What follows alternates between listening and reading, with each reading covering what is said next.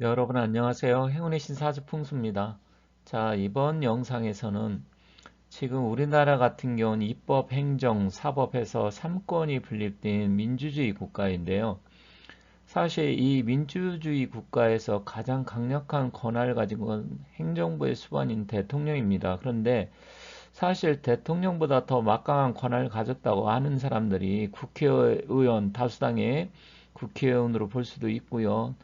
또한 아무리 법을 잘 만들고 정부에서 이 법을 잘 집행을 한다고 하더라도 법을 적용하는 법원이 잘못된다고 하면 민주주의 모든 근간이 흔들린다. 저는 이렇게 생각합니다. 그런데 지금 우리나라가 그러한 현상들이 벌어지고 있고요. 특히 사법부, 법원이라고도 하고 이 사법부가 사실은 막강한 권한을 갖고 있습니다. 그래서 법원과 판사들이 제대로 판결을 하고 법을 제대로 적용하지 못하면 민주주의 자체가 저는 무너진다 이렇게 생각을 하는데, 사실 우리나라 현재 판사들 중에서도 양심이 있고 유능하고 또 실력이 있는 분들이 많이 있지만, 반대로 판사가 판결을 해야 되는데 정치질을 하고 조선시대 탐관오리 같은 판사들이 생각보다 상당히 많습니다. 그래서 오늘은 법원과 이 판사가 도대체 어떠한 권한을 갖고 있고 왜 이렇게 해서 지금 온갖 문제를 일으키고 민주주의의 최후의 보루라고 하는 법원이 오늘날 국민들이 가장 신뢰하지 못하는 집단이 됐는지, 그런 부분에 대해서 한번 말씀드리도록 하겠습니다.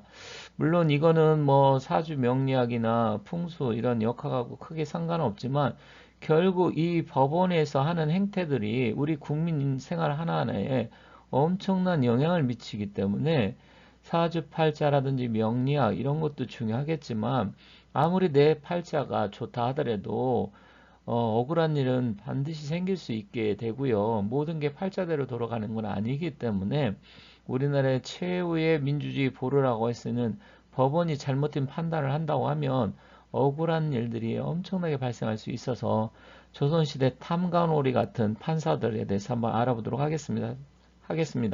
사실 조선시대 여러분들 아시겠지만 고을 사또라 그랬죠. 뭐 현감이라고도 하고 현령이라고도 하고 원님이라고도 하는데, 이 조선시대에 이 지방간이었던 이 원님 사또들이 사실 생각보다 많은 권한을 갖고 있었습니다.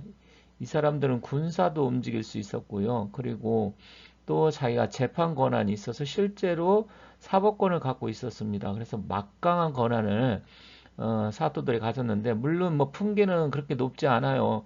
종 뭐 육품에서 종 사품 정도 뭐 이렇게, 목사 같은 경우는 좀 삼품이지만 일단 그런 그 품계에 비해서는 막강한 권한을 가졌는데, 우리나라 지금 현재 판사들이 저는 그렇다고 봅니다. 판사는 임용이 되면 4급 서기관이 되죠.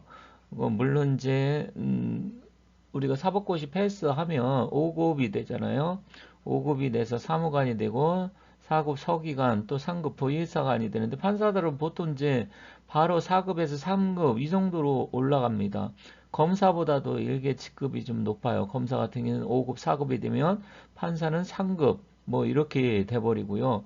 뭐 품계가 낮다고 하더라도 요즘 뭐 그런 거 따지는 사람은 크게 없지만 4급 이상이 되는데, 근데 그게 문제가 아니고, 검사는 행정부 공무원으로서 일단 검찰은 하나의 조직으로 볼 수 있지만, 판사는 개개인 판사 자체가 하나의 헌법기관처럼 독립적인 권한을 갖고 있어요.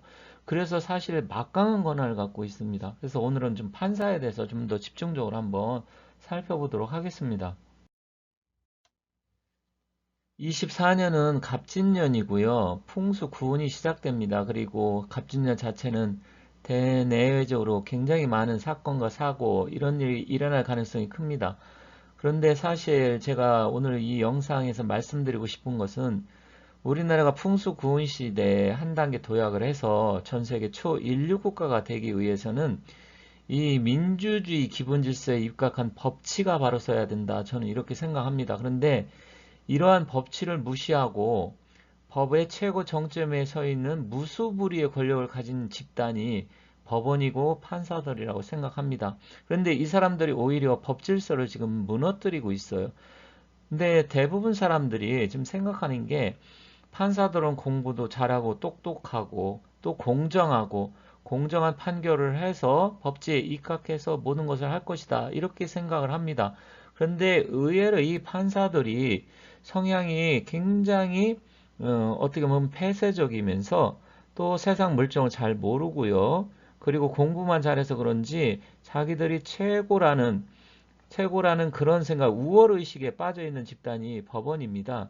이 사람들은 굉장히 고지식하면서 이제 어떤 생각, 사상 이런 게 어떻게 보면 열려있지 않아요. 그래서 세상 물정을 정말 모릅니다. 그리고 자기 편, 이런 걸 굉장히 따지고 법조 카르텔, 그리고 엘리트 의식이 엄청나게 강한 집단이에요. 그런데 이 사람들이 사실 법을 우리가 보면 법 행정부에서 법을 이제 집행하는 곳이고 법원은 법을 적용하는 것이고 국회는 법을 만드는 곳이잖아요. 이런 상권이 분립이 됐는데 결국 모든 게 다 나중에 최종적으로 모여드는 데가 법원입니다. 대법원에서 최종 결정을 하겠죠. 그러면 모든 게 다 뒤바뀌어져요. 그리고 헌법에 위반되는 것은 헌법재판소로 가게 되겠죠. 그럼 거기서도 또 결국 법이 됐던 헌법에 위반이 되면 위배가 되면 다시 이제 법을 만들어야 되는데 모든 게 사실은 우리나라 법 만드는 건 국회지만 그것이 가서 최종적으로 적용되는 게 법원인데 이 사람들이 보면 제대로 판결을 해야 되는데 판결을 제대로 하고 정말 양심적인 판사도 있겠지만 이 사람들이 판결을 하는 게 아니라 정치질을 하고 있습니다. 그래서 이 민주주의에 이게 심각한 위협이 되고 있어요. 그래서 저는 대한민국을 망치는 집단 중에 하나가 그 최고의 정점이 있는 게 판사고, 정치 판사고, 그리고 편향된 판사다. 그게 우편향이든 좌편향이든 그런데 실질적으로 우편향이라는 이야기는 거의 안 쓰죠. 이 좌편향된 정치 판사들이 너무나 많습니다. 그래서 그러한 부분에 대해서 저도 상당히 분개하고 이대로 가면 우리나라 민주주의는 제대로 지켜지지 않고 법을 아무리 만들어도 판사가 힘 약한 사람은 다 잡아들이고 힘세고 아무리 잘못을 저질러도 그 사람들은 다 봐주고 이거는 정말 잘못됐다고 생각을 합니다. 그런데 이런 게 지금 너무나 많이 벌어지고 있고 결국 대한민국의 정치질하는 판사들 때문에 대한민국이 점점 망쳐지고 있다. 이렇게 생각합니다. 말로는 판사들이 법과 양심에 따라서 판결을 한다고 하죠. 그 사람들은 법과 양심이 물론 그렇게 하시는 분도 있겠지만 법과 양심에 따라 판결하는 게 아니라 힘과 권력 그리고 자기 편이냐 아니냐 여기에 따라서 판결하는 사람들이 많습니다. 사실 사이로 부정선거 이슈도 엄청나게 많이 일어났고 실제로 법원에서 대법관들이 여러 가지 문제에서 다 무시해버리고 결국 기각시켜버렸잖아요. 물론 아직도 그 증거들이라든지 어떤 부분이 너무나 많이 나왔음에도 불구하고 다 이 대법관들이 눈을 감고 있습니다. 물론 경찰과 검찰도 역시 마찬가지 부분도 있지만 최종적으로 이게 법원에 가서 법원에서 그게 판결하고 검증을 하고 거기에 따라서 실제로 죄가 있는지 없는지 판결을 해야 되는데 이런 부분에서 다 눈 감고 있습니다. 판사는 법을 위배됐으면 거기에 따라 판결을 하면 되는데 정치를 생각하고 있습니다. 이 사람들이. 과연 이 사람들이 판사일까요? 정치인일까요? 정말로 저는 심각한 문제라고 생각을 합니다. 이번에도 지금 민주당 대표인 이재명 대표의 그 위중교사 혐의 이거는 거의 뭐 간단하고 다 드러났음에도 불구하고 이것을 뭐 병합하네 안 해네 뭐 이런 얘기가 한참 나오다 결국은 병합을 하지 않고 따로 심리한다 이렇게 나왔는데 따로 심리한다 하면서도 또 선고는 나중에 한꺼번에 할지 따로 할지 그건 잘 아직 결정되지 않았다 이런 헛소리를 하는 사람들이 판사입니다. 사실 너무나 간단한 문제고 이거는 불과 제가 봤을 때 2, 3개월 내에 이게 답도 지금 이미 다 나와 있고요. 2, 3개월 내에 얼마든지 선고를 할 수 있음에도 불구하고 이걸 안 하고 있어요. 이건 뭐냐면 판사가 아니고 정치질을 하고 정치 판사라는 것이죠. 그러면 이런 거는 정치적으로 고려할 사항이 아니고 법을 위반했는지 안 했는지 우리나라 민주주의에 입각을 해서 법치주의 입각을 해서 이게 법을 위반했는지 안 했는지 이걸 따지고 위반했으면 거기에 따라 판결을 내리면 되는 것이지 그런 부분에 대해서 정치적으로 판단을 하고 자기한테 유리한지, 자기한테 불리한지, 아니면 내 편인지, 우리 편인지, 아닌지 이걸 따지는데 이게 과연 판사입니까? 저는 대한민국의 가장 문제적인 집단이 국회의원도 있지만 거기에 따라서 잘 드러나지 않은 집단이 바로 법원이고 판사들이라 이렇게 생각합니다. 사실 판사는 어떻게 보면 먹이사슬 최정점에 있습니다. 여기 보시면 피라미드형이 있는데 어떤 사건 사고가 발생을 했다고 치면 이것은 이제 경찰에서 초동 단계에서 수사를 하겠죠. 그리고 이제 검찰로 넘기면 검사가 보고 기소할 건지 말 건지 결정을 하고 기소를 하면 결국 이게 옳은 건지 잘못된 건지 판단하는 유무죄를 판단하는 게 판사입니다.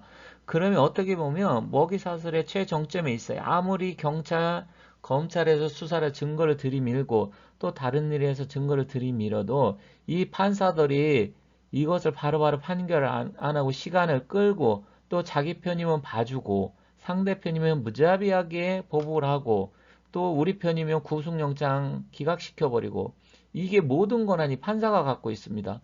그래서 아무리 여기서 보면 밑에서 잘하고 열심히 노력해서 올린다 하더라도 판사가 개판이고 판사가 정치질을 하게 되면 모든 게 원점으로 돌아가고요. 법과 질서가 바로 설 수가 없습니다. 그래서 판사들이 자기들이 우월 의식과 권위주의적인 이런 현상, 그리고 자기들이 최고다는 엘리트적인 엘리트주의적인 이런 생각을 갖고 있는데 이 사람들이 아주 묘한 집단입니다. 판사들이. 그러다 보니까 아무리 수사를 잘하고 증거를 들이밀어도 판사가 이상한 또라이를 만나게 되면 결국 모든 것이 숲으로 들어가는 게 현재 우리나라의 법 체계고 법 질서입니다. 그래서 이 사람들이 도대체 그럼 어떤 권한을 갖고 있을까요? 제가 지금 한번 찾아봤습니다. 찾아봤는데 사실 국회의원도 굉장한 특권을 갖고 있지만 판사들도 엄청난 특권을 갖고 있습니다. 그래서 판사를 한번 제가 좀 더 구체적으로 한번 알아보도록 하겠습니다. 자, 제가 법관, 판사라고 하는 이것을 좀 찾아보니까 선서할 때 헌법과 법률에 의하여 양심에 따라 공정하게 심판한다. 그러니까 이게 양심이 개인적인 양심, 정치적인 자기들이 어디에 정치 성향이 있는 이 양심이 아니고요. 헌법과 법률에 의한 양심인데 지금 하는 행태를 보면 개인적인 양심에 따라 심판하고 판단하는 것 같습니다. 그리고 법관의 윤리 강령을 준수한다. 국민에게 봉사하는 마음가짐이다. 이렇게 되어 있어요. 그런데 여기 보면 법원 조직법에 보면 대법원장과 대법관이 아닌 법관은 판사로 한다. 그러면 대법원장과 대법관은 판사가 아니라는 소리죠. 그러면 여기 보면 판사는 대법원을 제외한 법원들에서 현행 헌법이나 법률, 예하 법령에 따라 주어진 사건, 기타 사안에 대해서 총체적인 판단과 판결을 내리는 직업 이렇게 나와 있습니다. 그런데 법관은 판사, 우리가 이제 대법관도 법관인 줄 알았는데 대법관하고 대법원장은 판사가 아니라고 합니다. 그런데 판사가 아니면 이 사람들은 왜 이름만 또 뭐 대법관, 대법원장하고 그리고 실질적으로 대법원에서 판결을 내리잖아요. 그럼 왜 이 사람들은 또 판사가 아니라고 하는 거죠? 뭔가 좀 차별을 두는 건가요? 물론 뭐 대법관은 다 장관급인데 일단 이 대법원장과 대법관 자체가 판사가 아니다. 저는 여기서 이제 처음 알았습니다. 이 사람들도 다 판사라고 생각을 했는데 대법관하고 대법원장은 판사가 아니랍니다. 하지만 이 사람들도 판결은 하죠. 최종적으로. 그리고 여기서 보면 이제 판사가 사실 어떤 권한을 갖고 있냐면 민사, 형사, 가사, 행정소송 등을 담당하며 소송사건 위에 비소송사건 등 재판 전체에 관하여 판결하고 결정하고 명령 등의 형식으로 재판의 결론을 내리고 중재, 조정, 화해 등에도 관여한다. 또한 체포영장, 구속영장, 압수수색영장 등을 발부할 수 있는 유일한 존재다. 유일한 존재랍니다. 그리고 판사가 발부한 영장 없이 사람을 체포하거나 개인 물품을 뒤진다든가 하는 행위는 현행범이나 긴급 체포 등 몇몇 예외를 제외하고 전부 불법이다. 자, 판사는 여기 보시면 막강한 권한을 갖고 있습니다. 그리고 뒤에 또 말씀드리겠지만 판사의 또 다른 특혜가 있는데 이 사람들은 어떻게 보면 일종의 헌법기관처럼 되어 있어요. 국회의원도 각자 개별의 헌법기관이잖아요. 검사하고 좀 다릅니다. 판사하고. 어떤 분들은 판검사 다 똑같이 생각하실 수 있지만 판사하고 검사하고 조금 달라요. 체계가. 그리고 판사 같은 경우는 개별적으로 하나의 헌법기관으로 볼 수 있습니다. 물론 대법원장과 대법관은 이제 판사가 아니라고 하니까 이 사람들은 판사가 아닌데 왜 판결하는지는 잘 모르겠습니다만 이어서 한번 또 보도록 하겠습니다. 요즘 뭐 여러 가지 야당에서 국무위원, 판사도 탄핵한다, 뭐 방통위원장도 탄핵한다, 검사도 탄핵한다, 뭐 이런 이야기가 나오잖아요. 그럼 법관은 좀 어떻게 되는지 한번 제가 알아봤습니다. 법관은 탄핵 또는 금고 이상의 선고에 의하지 않고는 파면되지 아니하고 징계 처분에 의하지 아니하고는 정직이나 감봉 기타 불리한 처분을 받지 아니한다. 사실 이 법관 같은 경우는 신분이 어느 정도 좀 보장이 되어 있습니다. 그래서 사실은 보면 이 탄핵에 의하지 않고는 신분이 유지가 되는데 여기 보면 징계 절차만으로는 파면할 수 없다 이렇게 되어 있습니다. 그렇다고 하면 판사가 범죄를 저지르고 멀쩡하게 판사직 유지하는 사람들도 과거에 또 있었어요. 그렇다고 하면 탄핵이 안 되면 징계 절차 뭐 파면이나 해임 강등이 이런 게 없다고 하면 이 사람들도 공무원인데 실질적으로 국회의원 같은 경우도 막강한 권한을 갖고 있지만 판사도 상당한 권한을 갖고 있는 거잖아요. 그리고 탄핵을 하려고 하면 국회에서 제적의원 3분의 1 이상이 탄핵 소추안을 발의를 하고 본회의에서 제적의원 과반수의 찬성으로 가결되면 헌법재판소에 또 판결이 있을 때까지 판사의 권한은 정지된다. 만일 헌법재판소가 탄핵을 인용하면 그 판사는 즉시 파면한다. 그런데 판사는 또 잘못 판결을 하더라도 그 판결에 대해서는 책임을 지지 않습니다. 개인적인 비리라든지 잘못해서 금고 이상의 범죄를 저질렀을 때는 이제 문제가 되겠지만 그거야 뭐 판사가 아닌다 하더라도 다른 공무원도 다 마찬가지가 되겠죠 거의. 그런데 이 사람들은 결국은 자기가 그만두지 않을 때까지는 막강한 권한을 갖고 있다라는 이야기입니다. 그리고 판결을 잘못 판결하더라도 거기에 대해서 책임을 지지 않아요. 법과 법률, 헌법에 의해서 양심적인 판결을 안 하더라도 이 판사에 대해서 어떻게 징계 처분을 할 수 있는 그런 부분이 거의 없습니다. 그리고 여기 보면 2020년까지 판사에 대해서 탄핵소추안이 발의된 적이 한 번도 없었다. 지금까지 판사에 대해서 탄핵소추안이 발의된 적이 없었습니다. 그렇다고 하면 뭐야? 이 사람들은 자기가 정말 내가 그만두기 전까지는 더러워서 그만두겠다. 이전까지는 모든 권한을 누린다는 이야기입니다. 그래서 이 사람들이 그렇게 오만방자하고 또 권위주의 그런 게 상당히 강하고 자기들만의 엘리트 의식이 강한지 모르겠지만 이 판사에 대해서 법에 대해서 좀 우리나라도 이제는 좀 바꿔야 된다. 판사도 잘못하고 그러면 파면도 쉽게 할 수 있고 탄핵까지 안 가더라도 거기에 따라 징계 처분을 해야 되고 그래야 된다고 생각을 합니다. 뭐 판사는 이제 과거에 권위주의 시대에 뭐 군사 뭐 독재 시대 이런 식으로 뭐 이야기하는 사람이 많은데 그때 당시에 그런 부분에서 이제 사법부가 독립성을 유지하고 판사 또한 독립성을 유지하고 양심에 따라 판결을 할 것이다. 그런 의도에서 이렇게 법에서 정해서 이렇게 한 것인데요. 이제 시대가 많이 바뀌었습니다.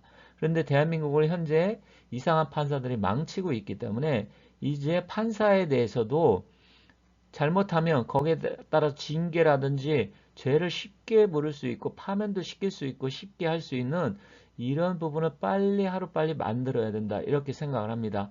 그래서 제가 대한민국을 망치는 여러 세력들이 있는데 오늘은 판사에 대해서 말씀드렸는데 그래서 좀 더 제가 구체적으로 알아보기 위해서 지금 판사의 탄핵 절차라든지 판사의 권한 등을 살펴본 바 굉장한 알게 모르게 많은 권한을 갖고 있다.